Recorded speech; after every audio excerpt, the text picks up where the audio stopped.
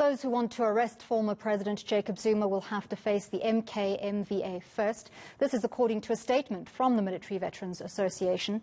The MKMVA met with Zuma at his Nkandla homestead this week. Spokesperson Carl Niehaus joins us now to talk us through the details of the meeting. Mr. Niehaus, Zuma is us and we are Zuma. Do you think the ANC as a party can be reduced so effectively to one person?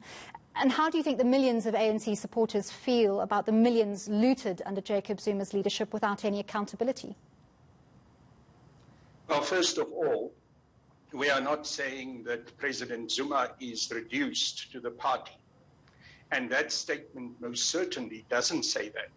It simply declares that we are with President Zuma in the current situation that he's faced with, the manner in which he has been targeted, the unfair way in which he had been treated by the chairperson of the Commission of Inquiry into State Capture, the Deputy Chief Justice, Mr. Justice Zondo. And to answer the second part of your question, I do not know what you talk about when you talk about millions that have been looted. These are allegations that have not been proved.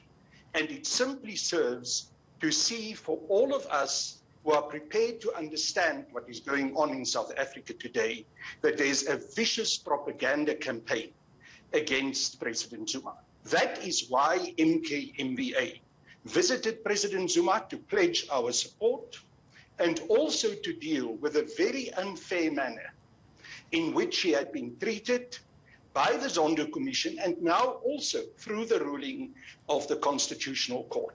I want to ask you about the Constitutional Court. You say that yes. Former President Zuma has been denied his constitutional right to remain silent for fear that he incriminate himself. The Zondo Commission has merely asked him to appear to answer to testimony by other people, which he is entirely free to refute from his own version of events. And certainly his wish to remain silent lest he incriminate himself, makes most South Africans believe that he has reason to fear that he may incriminate himself. Well, you don't seem to ask questions. You seem to make statements, and you seem to make statements that are loaded against President Zuma. But let me try and deal with it. First of all, we have seen the unfairness in which President Zuma had been treated by the Zondo Commission. And it has been made very clear by President Zuma that he does not feel that Judge Zondo will be fair and objective in hearing him in that commission. President Zuma had never said that he's not prepared to appear in front of the Commission of Inquiry into State Capture. He said he's not prepared to appear in front of Mr. Justice Zondo. But let me deal with the second issue. And that is where you try to state that President Zuma has got the right to defend himself by stating his case in the Zondo Commission. But at the same time, you don't seem to be concerned that the Constitutional Court has taken away a most fundamental right that every citizen in this country has. And that is for every citizen to choose to remain silent and not to incriminate him or herself. What we are faced with is that this Zondo Commission has been set up specifically to target President Zuma.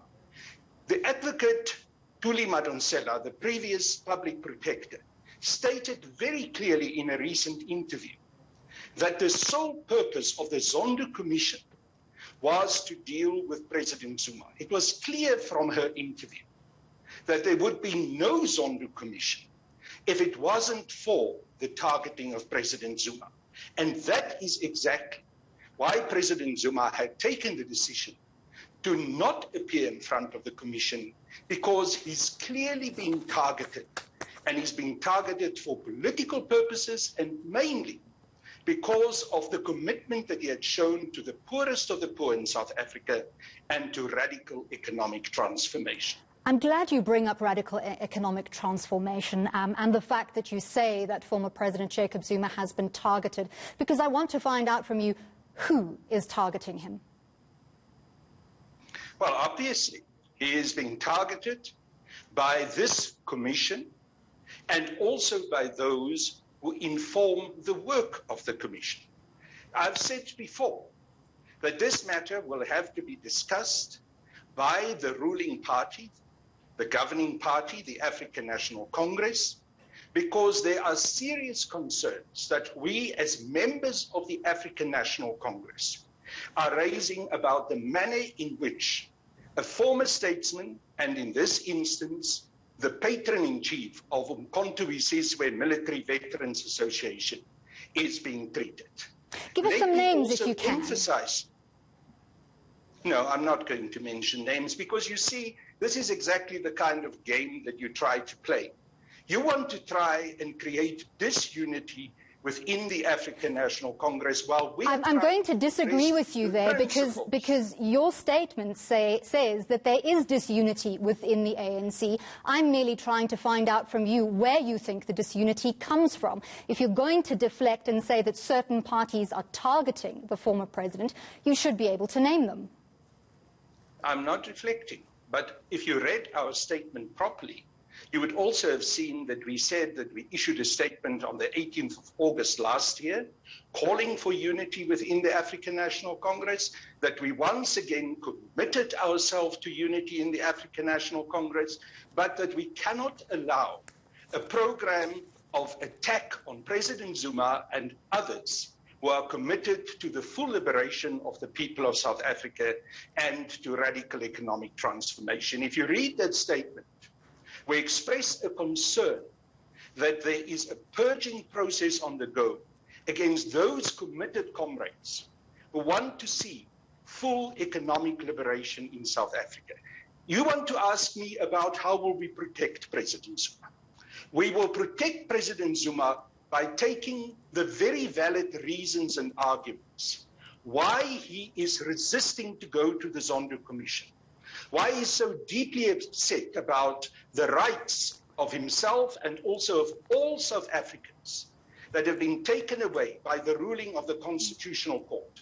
We will take those issues to the branches and to the masses of people in South Africa, explain them and make it clear there's not just only one-sided stories about why President Zuma has taken this position as you try to peddle, even in the way you ask the questions today, but that there are deep principled, ethical and constitutional reasons why President Zuma has decided not to go to the Zondo Commission and to express his concern about the ruling of the Constitutional Court, which undermines fundamental constitutional principles and rights of the people of South Africa. We're going to have to leave it right there. Thank you very much, Carl Niehaus, spokesperson of MKMVA. Still to